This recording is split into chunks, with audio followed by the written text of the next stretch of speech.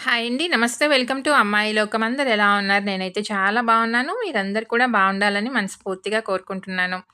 ఇవాళ మన రెసిపీ వచ్చేసి మార్నింగ్ బ్రేక్‌ఫాస్ట్‌లోకి కానివ్వండి, మధ్యాహ్నం లంచ్‌లోకి కానివ్వండి, డిన్నర్‌లోకి కానివ్వండి ఒక హెల్తీ రెసిపీ ఎలా చేయాలో చూద్దాం. స్కిప్ చేయకుండా చూడండి. ముందుగా శనగలు తీసుకున్నామండి. వీటిని ఒక రాత్రంతా నానబెట్టుకున్నామనమాట. మార్నింగ్ కల్లా చక్కగా నానిపోయినియి. దీన్ని నీళ్లు తీసేసి మిక్సీ జార్‌లోకి మార్చుకుందాం. 3 పచ్చిమిర్చి, ఒక ఇంచు అల్లం ముక్కని కట్ చేసుకొని పెట్టుకున్నామండి. దాన్ని వేసేసి నీళ్ళేమి వేయకుండా ఇలా కొంచెం బరకగా గ్రైండ్ చేసుకొచ్చుకుందాం. దాన్ని మిక్సింగ్ బౌల్‌లోకి మార్చుకుందాం.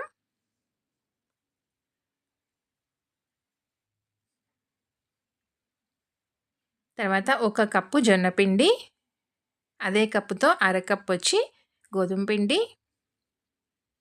రుచికి తగినంత ఉప్పు, ఒక టీ స్పూన్ జీలకర్ర, కొంచెం పసుపు, కొంచెం ఇంగువ, ఒక పావు టీ స్పూన్ ధనియా పౌడర్, సన్నగా తరిగిన కరివేపాకు కొంచెం, ఒక పెద్ద ఉల్లిపాయని సన్నగా తరిగి పెట్టుకున్నాం. దాన్ని కూడా వేసేసుకుందాము. ఒక చిన్న సైజ్ క్యారెట్‌ని తురిమి పెట్టుకున్నామండి. అది కూడా వేసుకుందాం. ఒక టీ స్పూన్ నువ్వులు వేసి ముందు నీళ్లు వేయకుండా ఈ మొత్తం మంచిగా కలిపేసుకుందాము. గోధుమ పిండి అనేది మనకి మంచి బైండింగ్ లాగా ఉపయోగపడుతుందండి.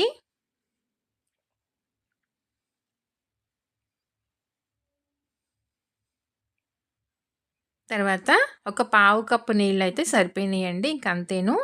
గట్టిగా ప్రెస్ చేస్తా కలుపుకున్నామంటే దీనిలో ఉండే తేమకే మనకి పిండి చక్కగా కలుస్తుంది. పిండి అసలు పలుచన కాకూడదు.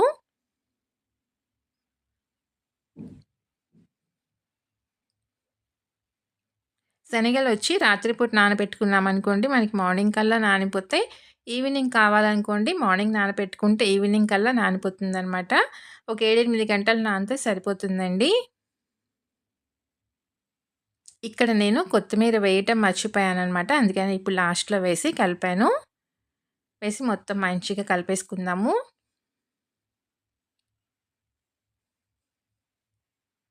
ఇలా గట్టిగా మనం చపాతీ పిండికి ఎలా అయితే కలుపుకుంటామో అలా కలుపుకోవటమేనండి పిండి.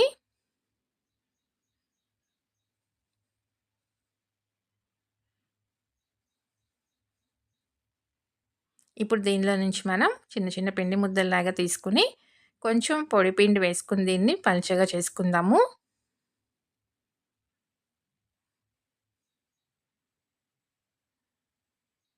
పైన కొంచెం నువ్వులు వేసుకుందామండి. తినేటప్పుడు మనకి క్రంచీ క్రంచీగా బావుంటుంది.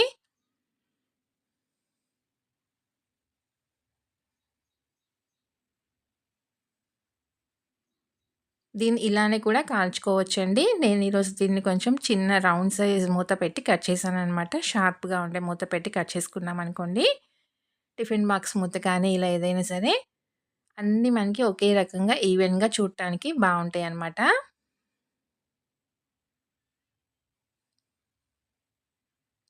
లేదంటే ఇలా అనీవెన్‌గా కనిపిస్తూ ఉంటుందండి. అందుకని నేనేంటంటే లంచ్ బాక్స్‌లో పెట్టేదాని కోసం ఇలా అన్నీ ఒకే రకంగా చేశాననమాట. ఈ ఎక్స్‌ట్రా ఉన్న పిండి పక్కన పెట్టుకున్నామనుకోండి, మనం ఇంకొక పూరి చేసుకోవచ్చు దీంతో. అంతేనండి. చూసారు కదా! చాలా సింపుల్‌గా చేసుకోవచ్చనమాట. అన్నీ ఇలా రెడీ చేసుకొని పక్కన పెట్టుకున్నాం. పెనం పెట్టుకొని వేడెక్కిన తర్వాత కొంచెం నూనె అప్లై చేసుకొని, ఒక్కొక్కటిగా వేసుకొని 2 పక్కల మంచిగా ఎర్రగా కాల్చి తీసుకుందామండి. పైన కొంచెం నూనె వేసుకుందాము. నెయ్యి వేసుకొని కూడా కాల్చుకోవచ్చు.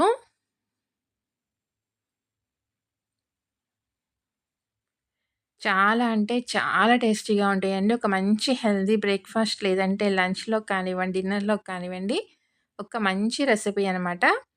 పిల్లలు కానివ్వండి, పెద్దవాళ్ళు కానివ్వండి, డయాబెటిక్ పేషెంట్స్ కానివ్వండి, ఎవరైనా తినదగ్గ ఒక మంచి రెసిపీ అనమాట.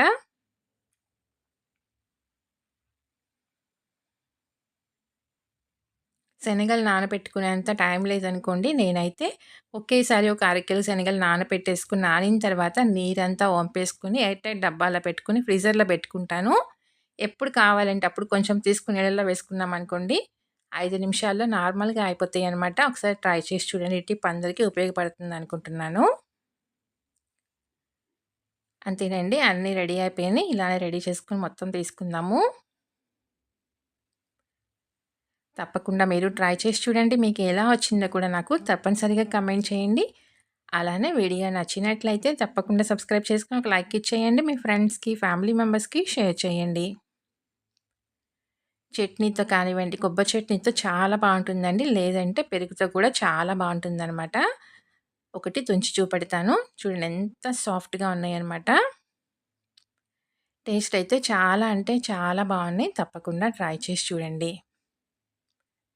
ఈరోజు రెసిపీ అయితే ఇంతేనండి. రేపు ఇంకో కొత్త రెసిపీతో మీ ముందుకొచ్చేస్తాను. Thank you for watching.